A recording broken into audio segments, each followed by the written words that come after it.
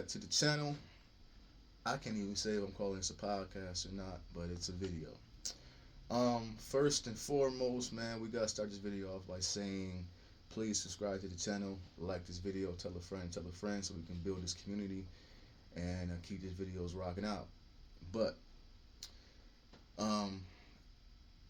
as I said, man, this is not a true podcast, nothing like that. It's just a video, reaction video, more than anything.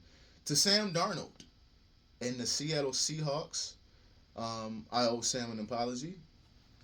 Hey, man, you proved me wrong. You proved a lot of people in Vikings community wrong. Didn't see that on my bingo card. You played one hell of a football game. Was not what it looked like last year against Vikings Lions game, and then the Rams playoff game. But this is not the time to talk about the past and talk about the issues that happened in those games. These are the moments to give you your flowers, and that's what I'm here to do. So shout out to Sam Darnold. And people act like I don't listen, man. Look, let me say something. Y'all see what I say? This is me. I was gonna put this line out. I still may try to, man. But y'all see the word humble right there? That's me. That's who I. If you know me, that's who I am. I'm humble. Like I don't. I just did a video when I told you I was coming back to podcast, and I said in there that, look, man, I don't think I'm better than nobody. And that's just who I am. Like I've told y'all that before, too many times. So I don't really care about being wrong about something. That does not bother me at all. But I've been doing some like podcast listening over the last month, obviously, Viking stuff and other crap. And one thing I come to realize watching the Vikings podcast is that there is an issue with this team. And after watching Sam Darnold and the Seahawks advance to the Super Bowl last night, it's not Sam Darnold. It was never Sam Darnold, and it's not J.J. McCarthy. The issue is the coach, Kevin O'Connell. Kevin O'Connell has this. He has this thing about. He has this thing where it's like, I have to throw the football majority of the game, and I'm not. This is not a elongated video where I go and read out stats, but I'm going to give you a few numbers. But there are things you're going to go look at the numbers yourself. Over the time he's been the head coach of the Vikings, they're like bottom of the league. I think they're bottom 3, bottom 4 teams in rushing. And I think I might be wrong on that. My computer whatever, but I might be wrong on that. Like they might be worse than that, rushing the football. Do you know they average more yards per rush this year, more than the Seahawks? But you know the difference between the Seahawks and the Vikings is that the Seahawks they understand. Look, Sam may give you a game like he gave you last night. And that is amazing for him to have a game like that. He was pretty much perfect throughout the whole night. But there are games where they don't lean on him to be the guy. Right? Last year in December 16th to the end of the season, there were 5 games. There were 5 games that the Minnesota Vikings played. And you want to know the average passes the Vikings asked Sam Darnold to throw? Do you want to know? 40, he averaged 40 passes a game. He averaged 40 passes a game. The last 3 games of the Seahawks season, you would know what his average passing attempts were? 23. 23. How does a player, a quarterback, lead the league in turnovers, and still manage to make it to the Super Bowl. It's because the team realizes what they have to do. The defense is amazing. That defense was for real. That's gonna be a good Super Bowl, man.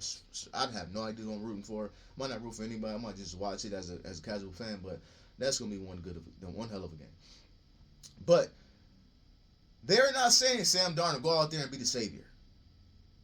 Last night, for a chance to go to the Super Bowl, he stepped up without them asking and did his thing. Give him his props. More importantly, me give him his props, and I'm giving him his props. Sam, you did it. You had an amazing game, bro. Straight up. You're not gonna know me. He don't know me, and I will see this, but I'm just saying. And it made me think, like I've been thinking about this since the season ended. Like, if you are a real Vikings fan, watch Kevin O'Connell feels disgusted that he had to run the ball as much as he did the last 5-6 weeks of the season to win games.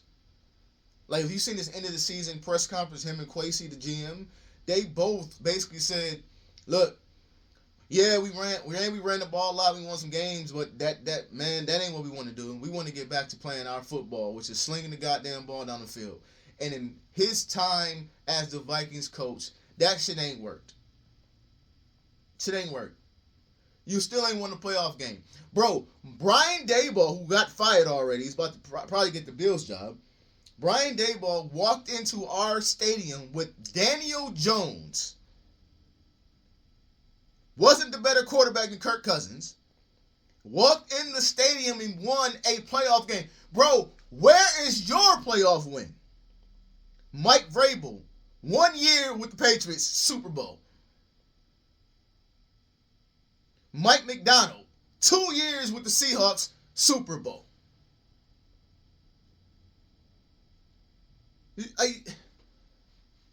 I'm starting to realize Ben Johnson, 1 year with the Bears, the second round.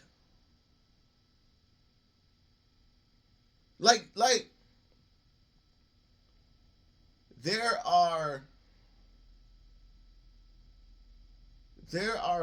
are times, man, where you just gotta call a spade, dog. You know what I'm saying? You just gotta call a spade. Like, I may think he's a really good play designer, but head coach is leaving me something to be desired. To be honest with you, there's a reason why, if you go on your YouTube or your Twitter or Facebook, whatever, there is a lot of Vikings fans today talking about the head coach, because it's kind of weird. The quarterback whisperer thing is dead. It's not, bro. The dude keeps bringing up the fact that J.J. McCarthy had a baby week 2, and he keeps bringing it up without nobody asking him. It's that, that practice that week kind of set us back. Blase. The end of the year press conference. Nobody asked him about the baby. He brought it up again. Like, there are things that is weird about this year, and that's one. Like, bro, you really thought that him having taken a week off, not even a week, because he still was studying, taking a couple days off for having a child, a life moment, you really thought that was the reason why the season went the way it went? And here's another thing. I'm gonna make sure I say this before I forget. Vikings fans, one thing you will never do. You're not going to get me to stoop down to your dumbass level. You're not going to do that, because when I say what I say, trust me, I've thought it out before I said it. Right? So when I say, stop trying to do the retread quarterback. If you're a Vikings fan, you know what I'm talking about. Stop doing the retread quarterback thing. Go look through the history. Go look at the history of this organization. Name me a quarterback of their own that they actually sat with and tried to develop before they finally said, you got Christian Ponder, you got Dante Culpepper. Teddy Bridgewater got hurt. So that was like, okay, we understand we gotta break glass in case of emergency. Sam Bradford, can you please come help us? Brett Favre, '09. That dude was old as shit. We were a couple plays away from the Super Bowl in that game, but old quarterback. Case Keenum was a backup. Had a miraculous run to the NFC Championship game. Nobody really thought we were going to win that game. After the first drive, we scored and then we got our ass whooped. Nobody thought we were really going to win that game. See, my issue is that they drafted a top 10 quarterback for the first time. And granted, he keeps getting these injuries, which is kind of weird because he never got hurt at Michigan. So it's really weird. Drafted the top 10 quarterback for the first time in history. And you don't want to develop him?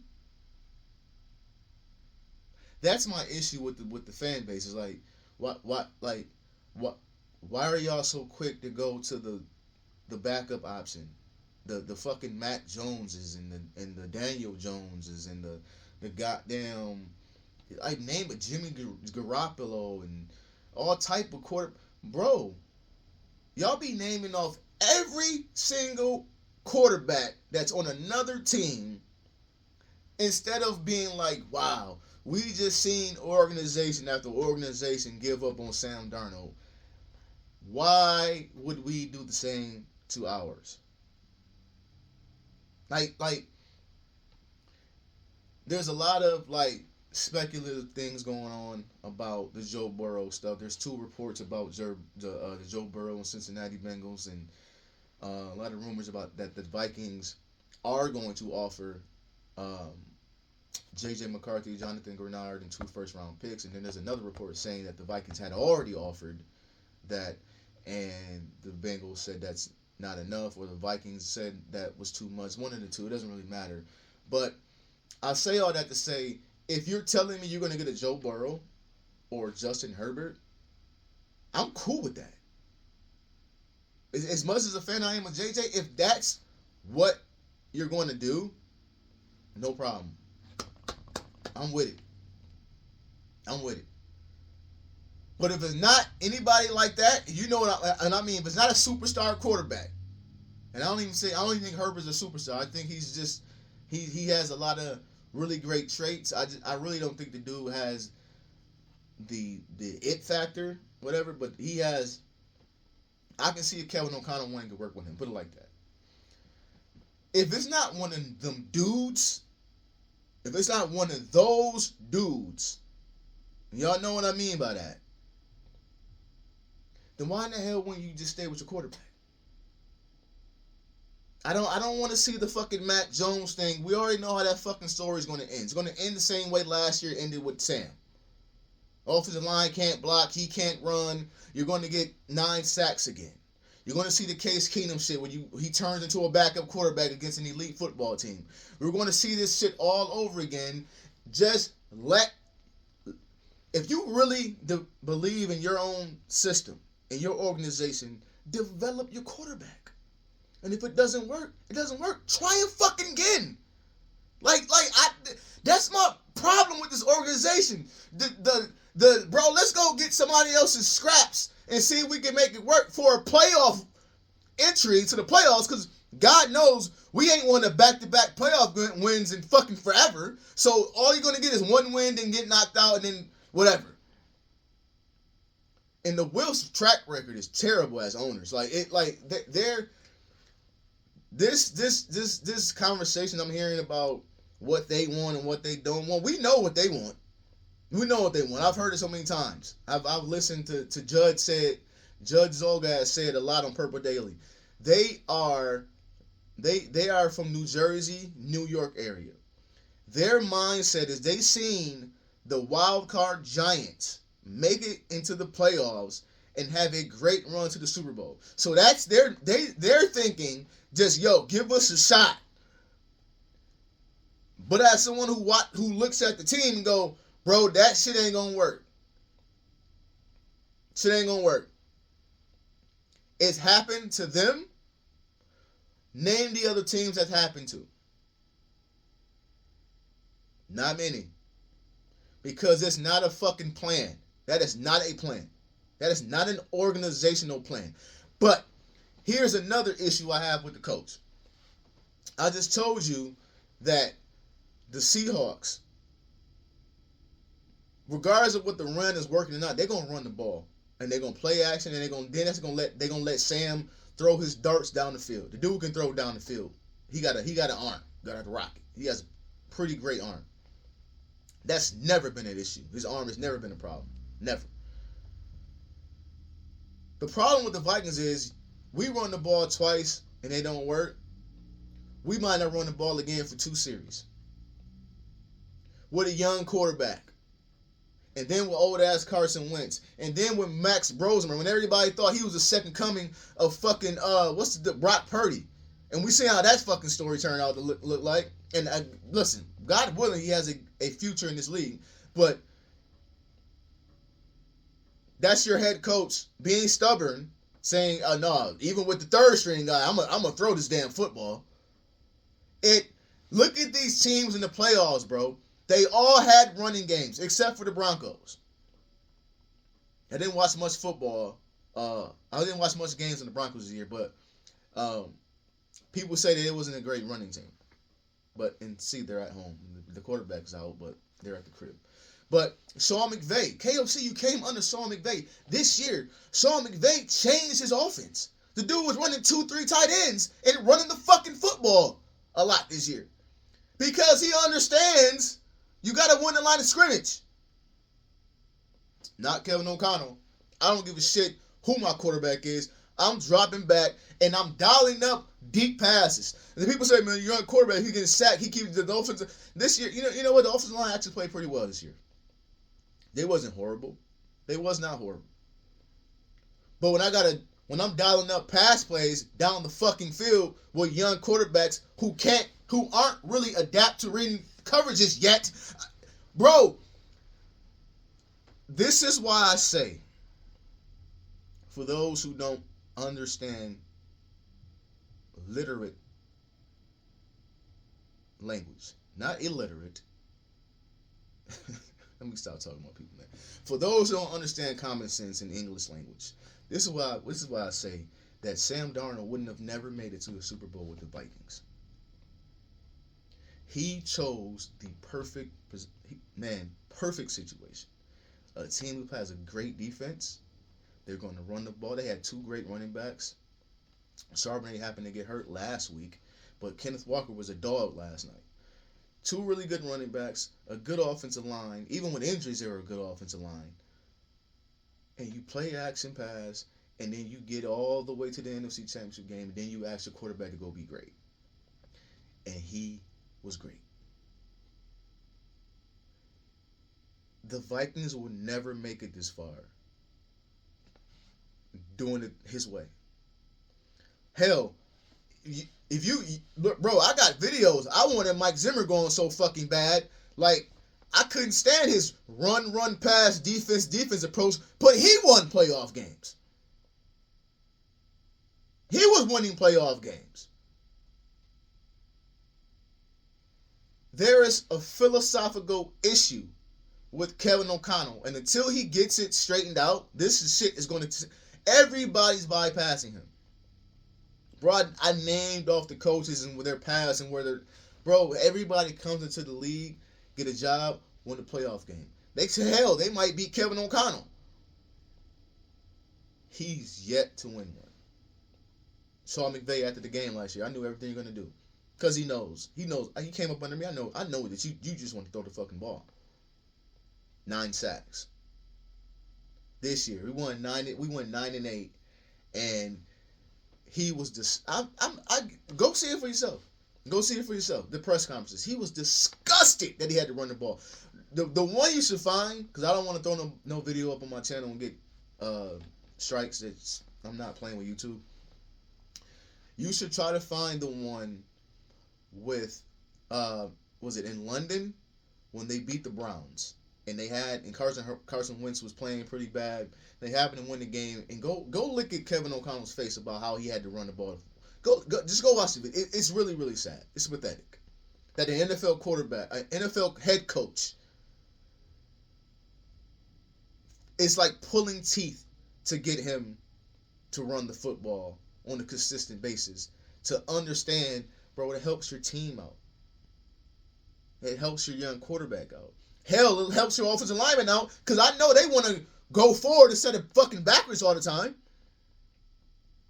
I thought last year when he stood on the podium after losing that playoff game and he was like he called out the offensive line. I thought that was about him, like saying let's get a better offensive line so we can run the football and win more. That shit did not happen. Well, we got a better offensive line than we had last year,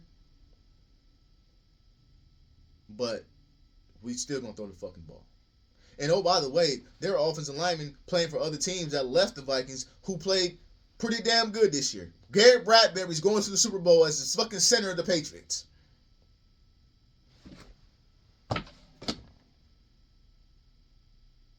That says it all to me. That says it all to me. Garrett Bradbury's a fucking train wreck. It looked like in Minnesota. Dude looks competent to me. So was it the player? Was it the coaching? Was it the system? Patriots run the fucking ball too. Voila, going to the Super Bowl.